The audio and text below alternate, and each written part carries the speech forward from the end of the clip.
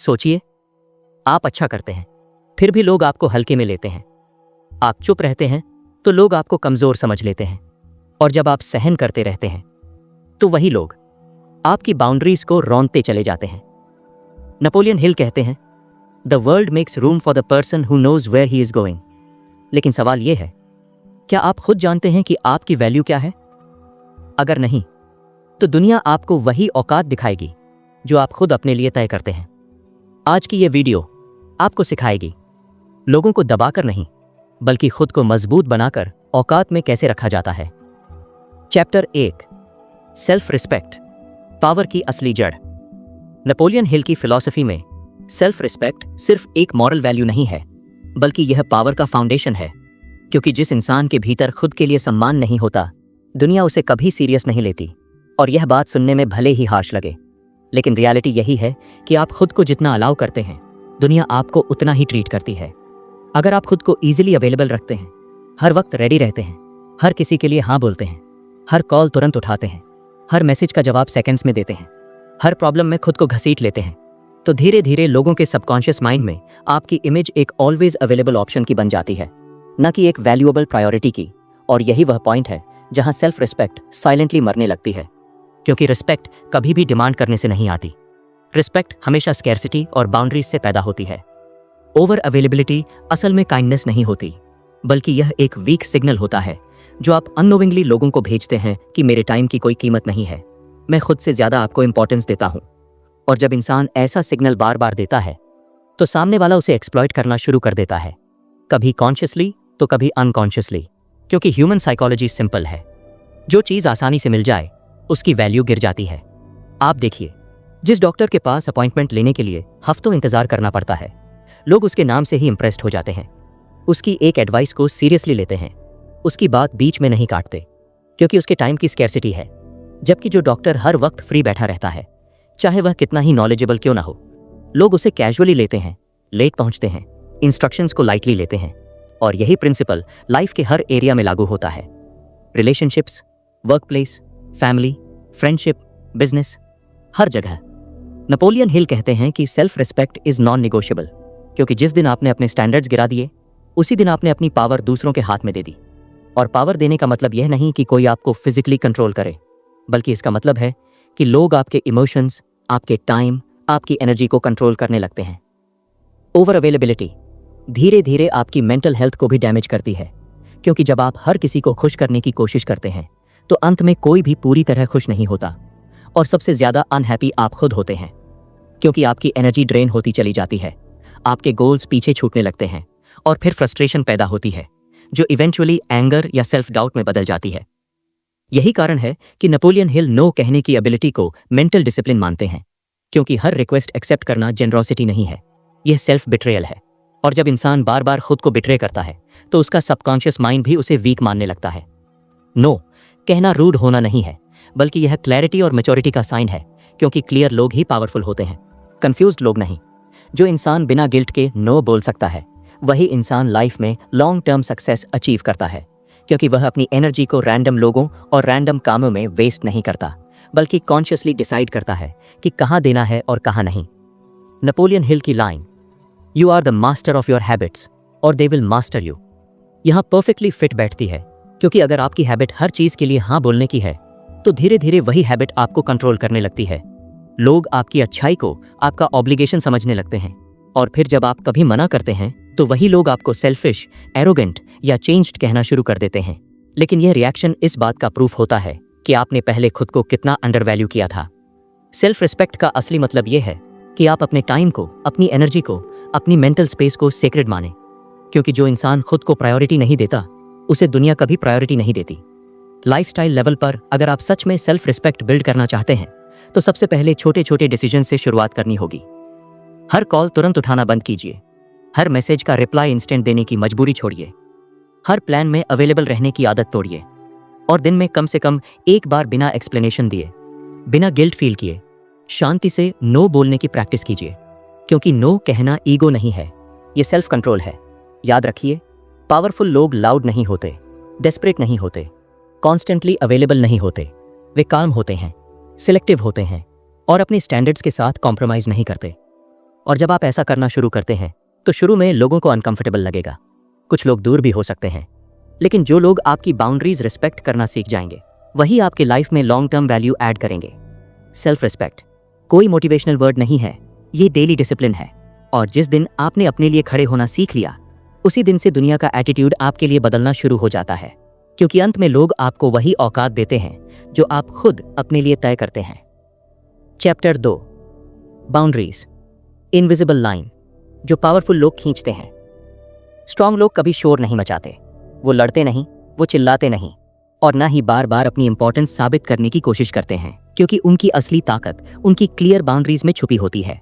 और बाउंड्रीज कोई दीवार नहीं होती जो दूसरों को दूर भगाए, बल्कि वो एक इनविजिबल लाइन होती है जो साइलेंटली बता देती है कि यहाँ तक ठीक है, इसके आगे नहीं। और नेपोलियन हिल की फिलॉसफी यही सिखाती है कि जो इंसान अपने लिए लिमिट्स तय नहीं करता उसकी लिमिट्स दुनिया तय कर देती है। रिस्पेक्ट कभी भी मांगने से नहीं मिलती, क्योंकि डिमांड की गई रिस्पेक्ट टेम्पररी होती है और मजबूरी से आती है, लेकिन इन्फोर्स की गई रिस्पेक्ट परमानेंट होती है और प्रेजेंस से आती है।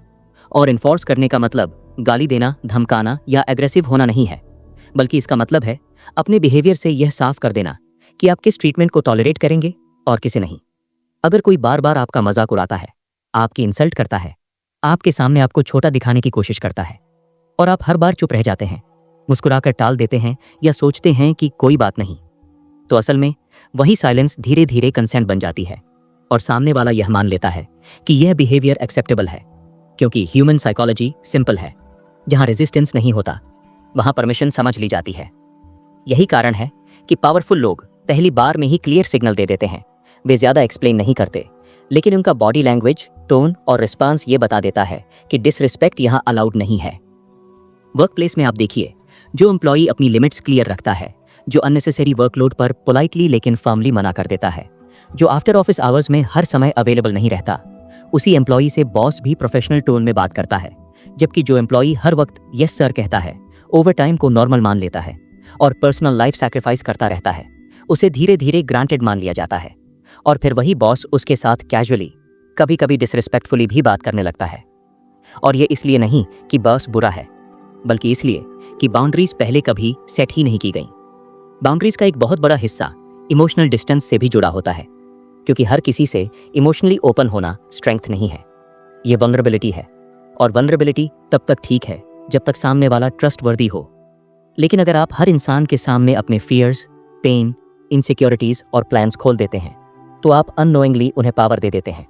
और नेपोलियन हिल इसी संदर्भ में कहते हैं, do not disclose your plans to everyone, क्योंकि हर इंसान आपकी ग्रोथ को डाइजेस्ट नहीं कर सकता। कुछ लोग जेलस होंगे, कुछ इनसिक्योर होंगे, और कुछ लोग आपकी इंफॉर्मेशन को आपके खिलाफ यूज करेंगे, भले ही वो ओपनली ना दिखे। इमोशनल डिस्टेंस का मतलब कोल्ड बन जाना नहीं है, बल्कि सिलेक्टिव बन जाना है। यह समझना है कि कौन आपकी साइलेंस डिजर्व करता है और कौन आपकी स्टोरी, क्योंकि पावरफुल लोग हर किसी को एक्सेस नहीं देते, वे चूज करते हैं कि कौन उनके इनर सर्कल में आएगा। आज की दुनिया में ओवर शेयरिंग को ऑनेस्टी समझ लिया गया है। सोशल मीडिया ने यह इल्यूजन बना दिया है कि हर फीलिंग शेयर करना जरूरी है, लेकिन रियलिटी यह है कि जितना ज्यादा आप एक्सपोज करते हैं उतना ज्यादा आप मैनिपुलेट होने की पॉसिबिलिटी बढ़ा देते हैं। और मैनिपुलेशन हमेशा वर्ड से नहीं होती, कई बार एक्सपेक्टेशंस के थ्रू होती है, गिल्ट के थ्रू होती है और इमोशनल प्रेशर के थ्रू होती है। बाउंड्रीज आपको इमोशनली फ्री बनाती है, क्योंकि जब आप हर किसी की फीलिंग्स की रिस्पॉन्सिबिलिटी लेना बंद कर देते हैं तब आप अपने मेंटल पीस की रिस्पॉन्सिबिलिटी ले पाते हैं। लाइफस्टाइल लेवल पर अगर आप बाउंड्रीज बिल्ड करना चाहते हैं तो आपको यह एक्सेप्ट करना होगा कि कुछ लोग आपको सेल्फिश कहेंगे, कुछ लोग कहेंगे कि तुम बदल गए हो।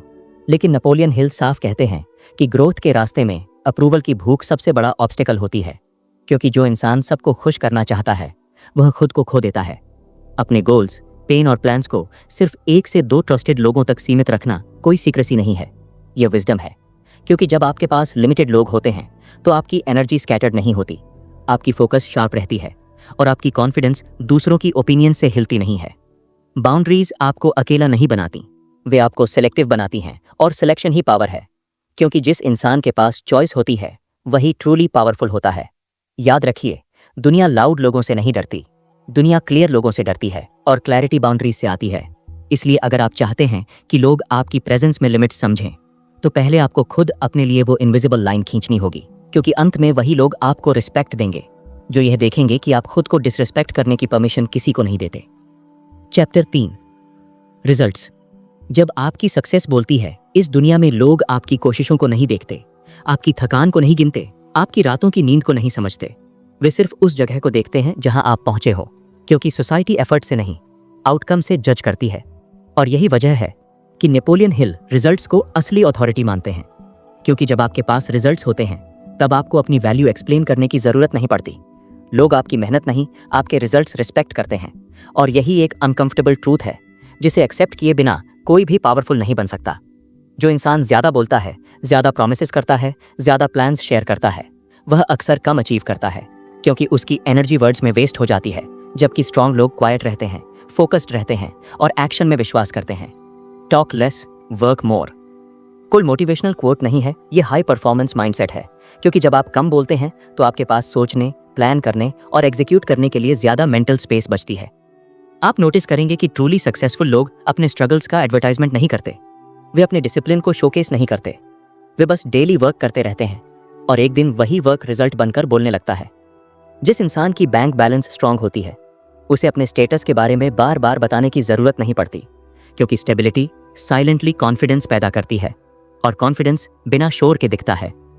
कंसिस्टेंसी यहां सबसे बड़ा गेम चेंजर है, क्योंकि एक दिन का मोटिवेशन किसी को भी स्पेशल नहीं बनाता, लेकिन डेली डिसिप्लिन इंसान को अनस्टॉपेबल बना देता है। और यही डिसिप्लिन दूसरों के लिए फियर और रिस्पेक्ट दोनों पैदा करता है। जब लोग आपको हर दिन एक ही रूटीन में काम करते देखते हैं, बिना एक्सक्यूजेस, बिना ड्रामा, बिना वैलिडेशन मांगे, तब उनके मन में यह रियलाइजेशन आती है कि यह इंसान सीरियस है और सीरियसनेस ही अथॉरिटी बनाती है। नेपोलियन हिल की famous line, success attracts attention, failure attracts advice, बहुत ब्रूटल लेकिन ऑनेस्ट है। क्योंकि जब तक आप स्ट्रगल में होते हैं, हर कोई आपको सुझाव देता है, आपको सिखाता है, आपको डायरेक्शन देता है। लेकिन जिस दिन आप रिजल्ट्स दिखाने लगते हैं, उसी दिन वही लोग चुप हो जाते हैं, सुनने लगते हैं और रिस्पेक्ट देने लगते हैं। रिजल्ट्स आपकी सबसे स्ट्रांग बाउंड्रीज बन जाते हैं, क्योंकि जहां प्रूफ होता है वहां आर्ग्यूमेंट खत्म हो जाता है। लाइफस्टाइल लेवल पर अगर आप सच में चाहते हैं कि लोग आपकी बात सुने, आपकी प्रेजेंस को सीरियसली लें, तो आपको अपनी डेली रूटीन में एक नॉन निगोशिएबल हैबिट जोड़नी होगी। चाहे वो 30 मिनट लर्निंग हो, वर्कआउट हो, स्किल प्रैक्टिस हो या डीप वर्क सेशन, क्योंकि यही छोटी छोटी डेली जीतें मिलकर बड़े रिजल्ट्स बनाती हैं। कंसिस्टेंसी बोरिंग लग सकती है, लेकिन यही बोरिंग फ्यूचर पावर की कीमत है, क्योंकि एक्स्ट्रॉर्डनरी लाइफ कभी एक्स्ट्रॉर्डनरी एक्शन से नहीं, बल्कि ऑर्डिनरी एक्शंस को एक्स्ट्रॉर्डनरी लेवल की कंसिस्टेंसी से करने से बनती है।